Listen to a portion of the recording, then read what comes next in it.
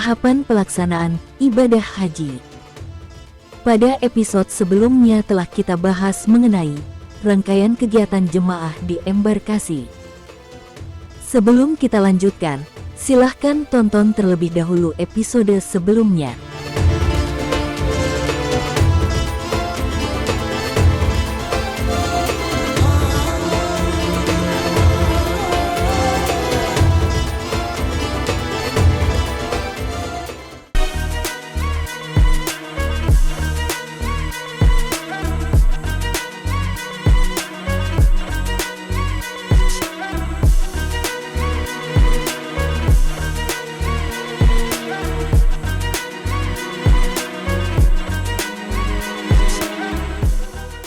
لبيك اللهم لبيك لبيك لا شريك لك لبيك إن الحمد والنعمة لك والملك لا شريك لك.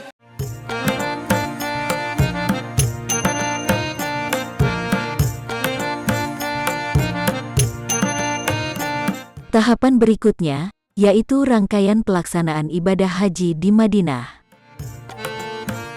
Kementerian Agama setiap musim haji akan menerbitkan rencana perjalanan haji atau RPH yang berisi rangkaian tahapan kegiatan penyelenggaraan ibadah haji, mulai dari awal masuknya jemaah ke asrama haji lalu terbang ke Tanah Suci, hingga kepulangan jemaah ke tanah air.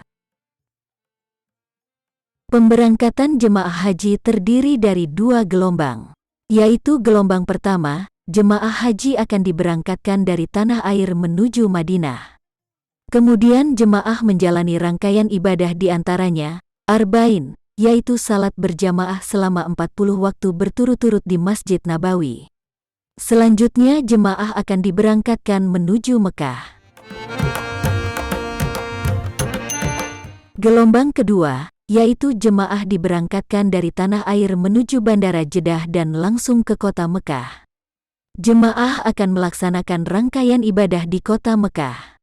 Setelah puncak pelaksanaan ibadah selesai, secara bertahap jemaah akan diberangkatkan ke Madinah untuk menjalani Arba'in, kemudian jemaah akan dipulangkan dari Madinah menuju tanah air.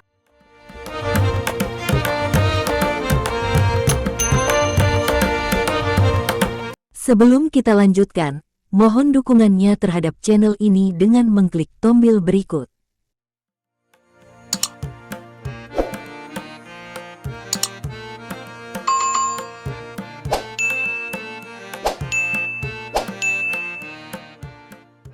Sebelum kita lanjutkan, terlebih dahulu kita akan bahas mengenai tata cara pelaksanaan ibadah haji dan umrah.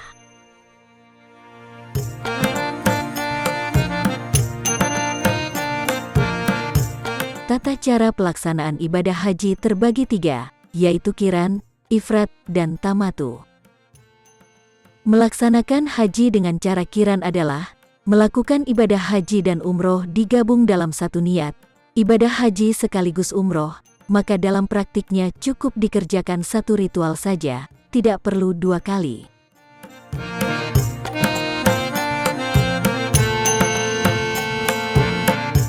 Seseorang yang melakukan haji qiran wajib membayar dam, yakni berupa menyembelih seekor kambing.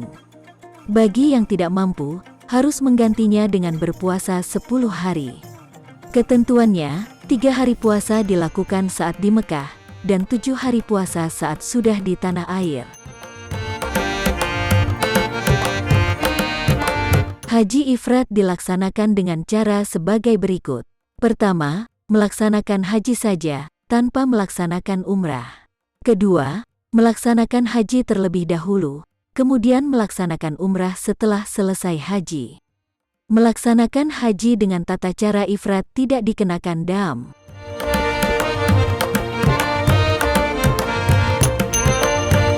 Haji tamatu yaitu, seseorang melaksanakan umrah terlebih dahulu lalu bertahalul.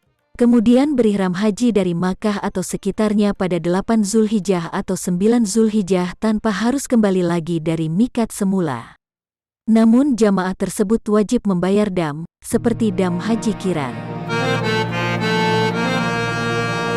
Pelaksanaan haji bagi jamaah Indonesia kebanyakan mengambil haji tamatu, yaitu dengan melaksanakan umrah terlebih dahulu kemudian baru melaksanakan ibadah haji. Oleh karena itu jemaah yang berhaji dengan tamatu, hendaklah menyiapkan dam. Jemaah akan membayar sejumlah uang seharga 1 ekor kambing, yang nanti akan disembelih di tempat pemotongan hewan di Tanah Suci setelah selesai puncak pelaksanaan ibadah haji.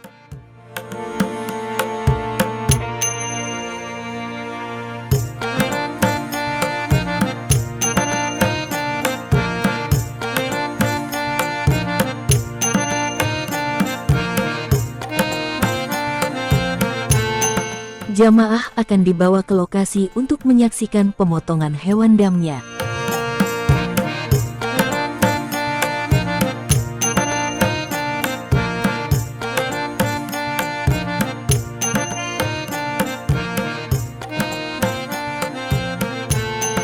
Ini tata surat ini tamam. Bismillahirrahmanirrahim. Dam dari Kedepannya dam jamaah haji di Indonesia akan dikelola oleh Kementerian Agama yang bekerja sama dengan Basnas dan dibantu pihak-pihak terkait. Hal tersebut telah tertuang dalam MOU yang ditandatangani kedua pihak di kantor Basnas Republik Indonesia. Kebijakan Menteri Agama yang mengarahkan agar dam bisa kembali ke Indonesia dan dapat dimanfaatkan untuk ikut serta mengatasi kemiskinan ekstrim. Pada tahun 2023, 4 juta kantong daging kambing hasil dari pembayaran dam jamaah haji Indonesia dikirim dari Arab Saudi ke Indonesia untuk dibagikan ke masyarakat yang kurang mampu. Hal tersebut merupakan terobosan baru pemerintah dalam hal pemanfaatan dam jemaah haji Indonesia.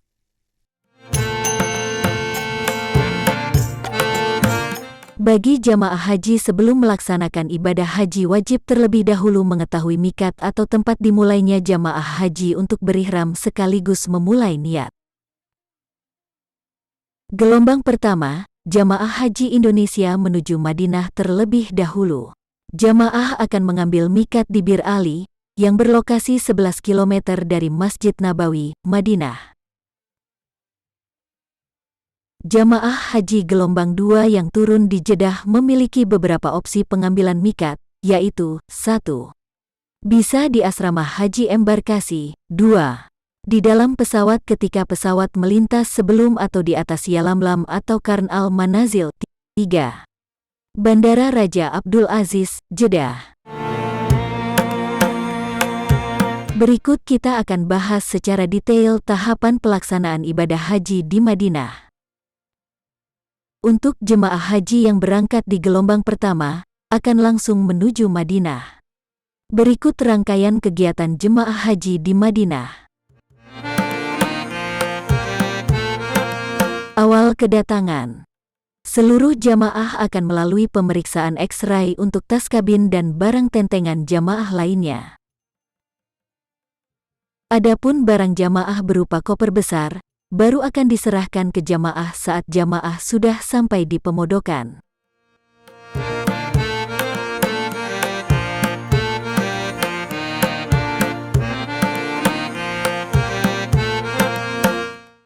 Setelah jamaah mendarat di Bandara King Abdul Aziz Jeddah untuk jamaah gelombang pertama, atau Bandara Amah Madinah bagi gelombang kedua, jamaah akan langsung menuju konter pemeriksaan. Petugas akan melakukan pengecekan paspor jamaah yang baru tiba. Pemeriksaan di bandara tidak akan berlangsung lama, petugas hanya melakukan pengecekan paspor saja. Hal tersebut dikarenakan sebelum keberangkatan, seluruh jamaah telah melakukan biovisa, sehingga mempercepat pemeriksaan jamaah di bandara.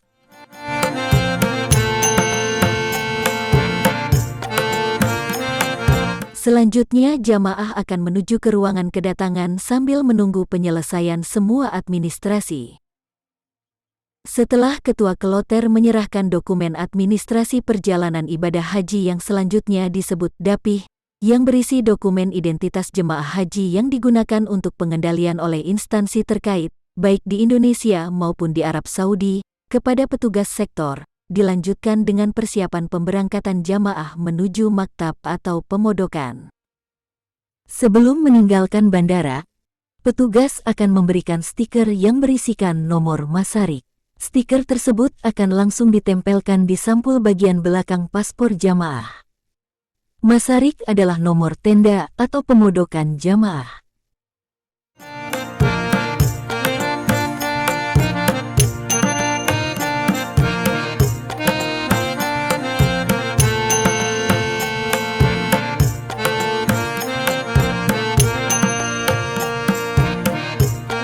Pada saat akan menaiki bus menuju pemondokan, petugas akan mengambil paspor semua jamaah untuk disimpan di maktab atau markas.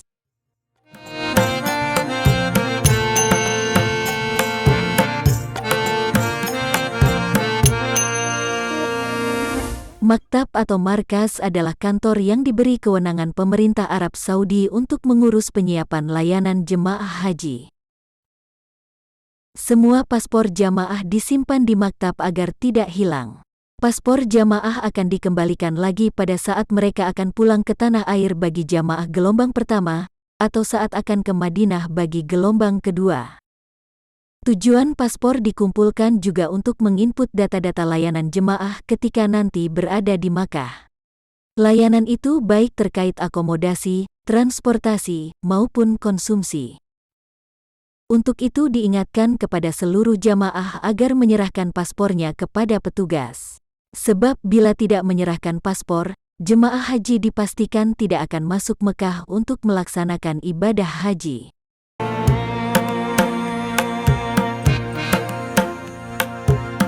Setibanya di pemondokan, jamaah akan disambut oleh pihak hotel, kemudian jamaah akan beristirahat setelah masing-masing mendapat kamar. Satu kamar terdiri dari 3-5 jamaah, tergantung kapasitas kamar dan tempat tidur yang tersedia. Setiap kamar disediakan fasilitas seperti televisi, kulkas, teko pemanas air dan lain-lain. Khusus untuk pemondokan jamaah di kota Mekah, disediakan mesin cuci dan penjemuran kain, sehingga jamaah bisa mencuci pakaiannya selama berada di kota Mekah.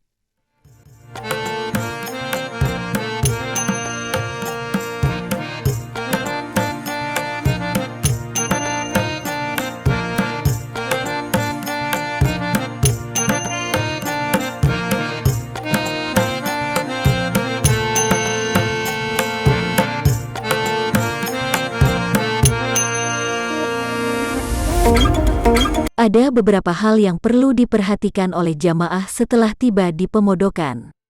Antara lain, begitu sampai di pemondokan atau hotel, jamaah haji bisa langsung meminta kartu nama hotel atau mencatat nama hotelnya. Bila perlu memfoto nama hotel di bagian depan gedung tersebut. Hal ini untuk memudahkan jamaah mengenali hotel tempat pemondokannya.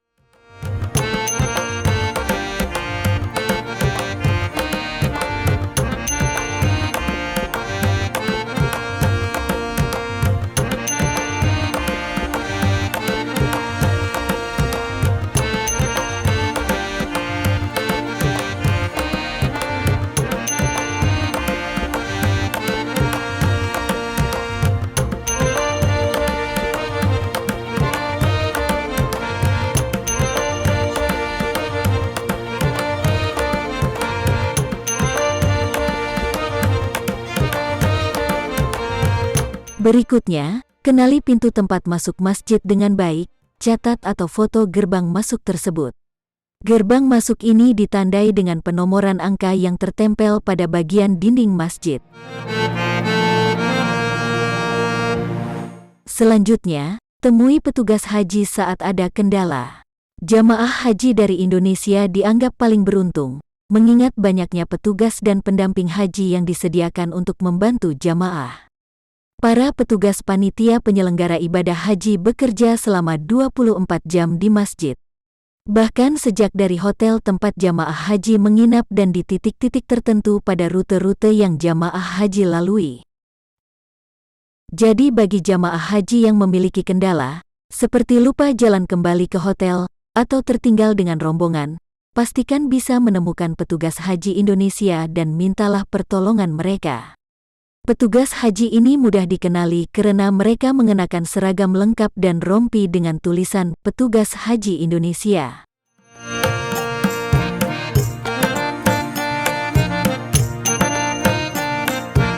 Berikutnya, jamaah haji disarankan pergi berombongan atau berkelompok. Hal tersebut akan lebih aman, karena pergi sendirian memiliki potensi tersasar lebih tinggi. Apalagi bagi jamaah haji yang berkategori lansia.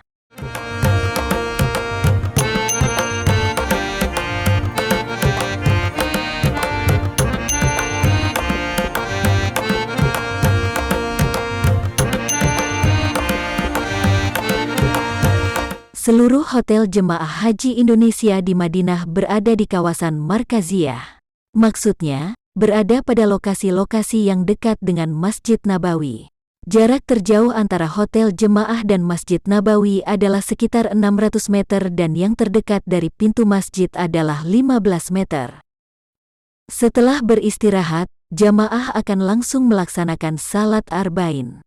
Salat arba'in adalah salat berjamaah 40 waktu di Masjid Nabawi, Madinah. Ada sejumlah keutamaan yang terkandung saat melakukan salat arba'in, sebagaimana hadis Nabi yang artinya, barang siapa sholat di masjidku 40 sholat tanpa ketinggalan sekalipun, dicatatkan baginya kebebasan dari neraka, keselamatan dari siksaan dan ia bebas dari kemunafikan. Hadis riwayat Ahmad. Dalam hadis lain juga dikatakan, sholat di masjidku ini lebih utama dari 1000 kali sholat di masjid selainnya, kecuali Masjidil Al-Haram. Hadis riwayat Bukhari dan Muslim. Kendati demikian, salat arba'in tidak tergolong ke dalam syarat ataupun rukun haji. Jemaah haji lemah, lansia, risti dan sakit tidak disarankan memaksakan diri untuk melakukan salat arba'in di Masjid Nabawi. Tetapi dapat melaksanakan salat berjamaah di hotel tempat mereka tinggal secara berjamaah. Keutamaannya masih disebut sebanding dengan keutamaan salat di Tanah Haram Madinah. Selain salat arba'in, jemaah haji juga akan melaksanakan ziarah ke tempat-tempat bersejarah di Madinah. Apa saja dan di mana saja tempat-tempat tersebut?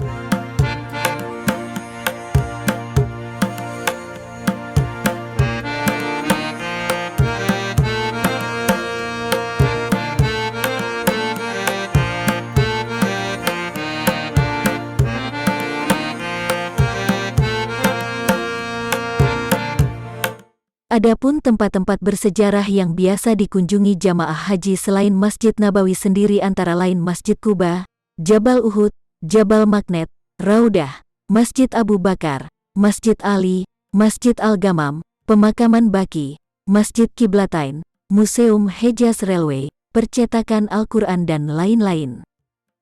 Sebagian tempat ziarah tersebut berada di sekitar Masjid Nabawi. Jamaah bisa mengunjunginya dengan berjalan kaki. Adapun tempat ziarah yang lokasinya agak jauh, jamaah mendapatkan fasilitas bus 1 kali untuk mengunjungi beberapa lokasi tersebut.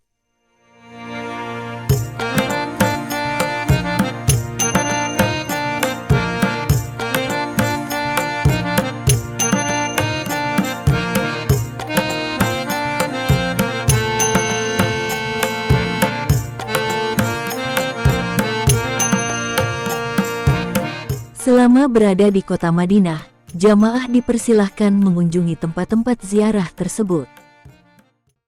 Akan tetapi kegiatan wisata ziarah yang dilakukan jamaah haji harus dipertimbangkan dari segi waktu. Maksudnya kegiatan wisata ziarah tidak melampaui waktu salat. Sebab kalau hal itu terjadi, berarti bisa membatalkan arba'in atau menyebabkan arba'in menjadi terputus. Artinya kalau kegiatan wisata ziarah dilakukan antara salat subuh dan duhur misalnya, maka sebelum waktu duhur jamaah haji sudah kembali ke hotel untuk melaksanakan salat duhur berjamaah di Masjid Nabawi.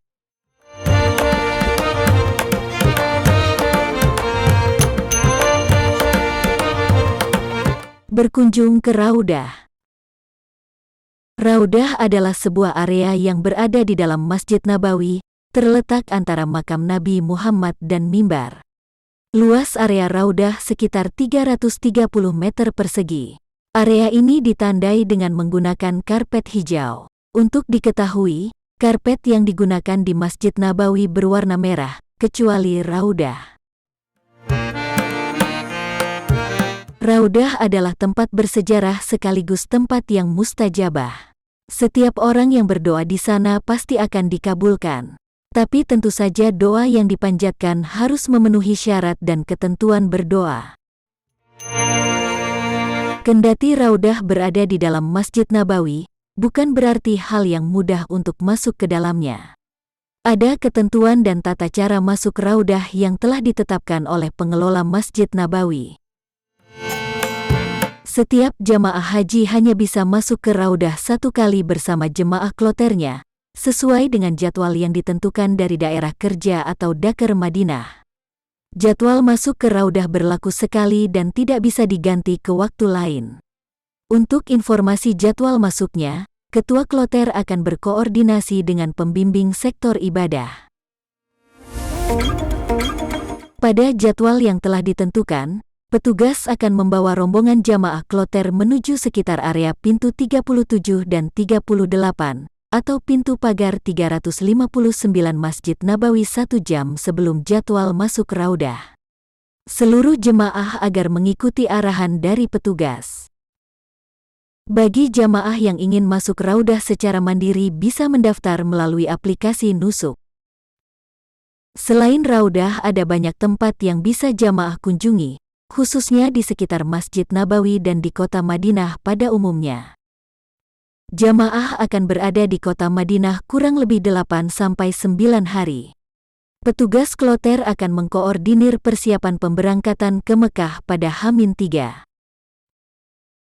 Pada saat akan berangkat meninggalkan kota Madinah, petugas kloter akan memimpin seluruh jamaah untuk ziarah wada. Sebelum ziarah wada, jamaah melakukan salat 2 rakaat di Masjid Nabawi, kemudian berdoa meminta hajat yang bersangkutan.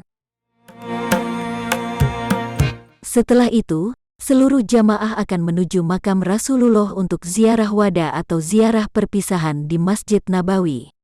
Jamaah menyampaikan salam dan solawat, lalu menghadap kiblat dan berdoa meminta dimudahkan kembali ke 2 kota suci, Makkah dan Madinah.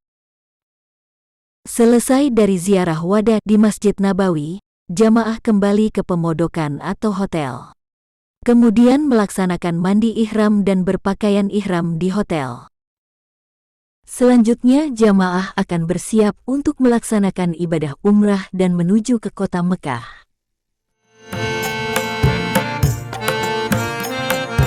Sebelum kita bahas lebih lanjut, ada beberapa hal yang wajib diketahui dan dipahami oleh jamaah, yaitu mengenai tata cara pelaksanaan ibadah umrah, baik itu syarat, rukun maupun wajib umrah. Syarat umrah: 1. Islam. 2. Balik atau dewasa. 3. Akil atau berakal sehat. 4. Merdeka atau bukan hamba sahaya. 5. Istita'ah atau mampu. Bila tidak terpenuhi syarat tersebut, maka kewajiban tersebut gugur. Wajib umrah adalah berihram dari mikat. Jemaah haji gelombang 1 yang mendarat di Madinah mengambil mikat di Bir Ali atau Zulhulaifah. Jemaah haji gelombang 2 bisa mengambil mikat di asrama haji embarkasi, atau di dalam pesawat ketika pesawat melintas sebelum atau di atas Yalamlam atau Karn al-Manazil, atau di Bandar Udara King Abdul Aziz Jeddah. Jemaah haji yang sudah berada atau mukim di Makkah mengambil mikat di Jiranah, Tanim, Hudaybiyah, dan tanah halal lainnya.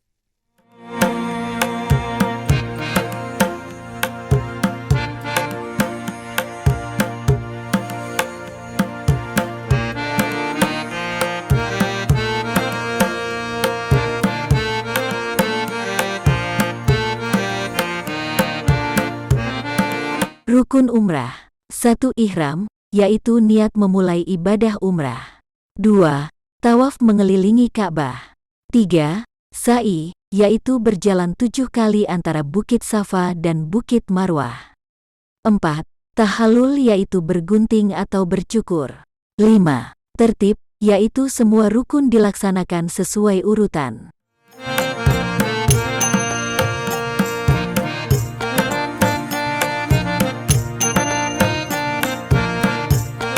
Ihram merupakan rukun umroh. Di antara sunnah sebelum ihram adalah mandi ihram. Berikut niat mandi ihram. Setelah mandi kemudian jamaah memakai pakaian ihram. Pakaian ihram bagi pria yaitu memakai 2 helai kain yang tidak berjahit, 1 helai dipakai untuk sarung dan lainnya dililitkan di bahu. Tidak boleh memakai pakaian berjahit seperti baju atau gamis, tidak boleh memakai celana, baik celana panjang ataupun celana dalam, tidak boleh menutup kepala seperti memakai sorban atau topi, dan tidak memakai sepatu yang menutup jari-jari dan tumit. Pakaian ihram bagi wanita adalah mukena yang biasa digunakan untuk salat. Tidak boleh menutup muka atau memakai cadar dan tidak boleh memakai sarung tangan.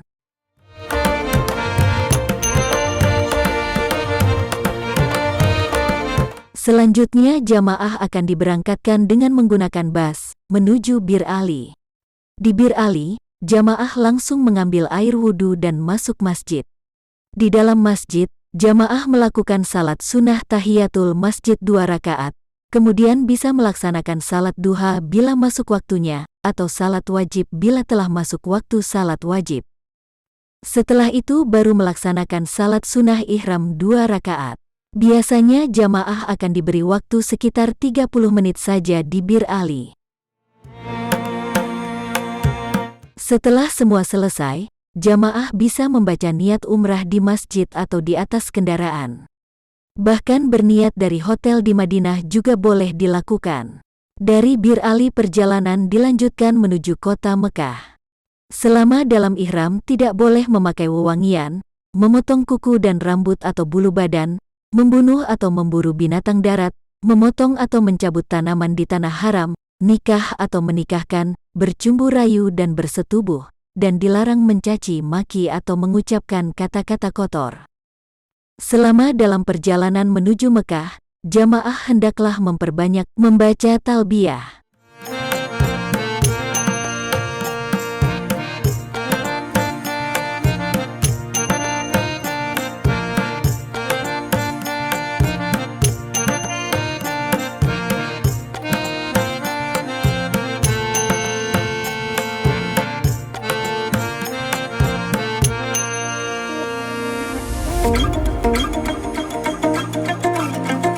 Demikianlah rangkaian perjalanan ibadah haji di kota Madinah.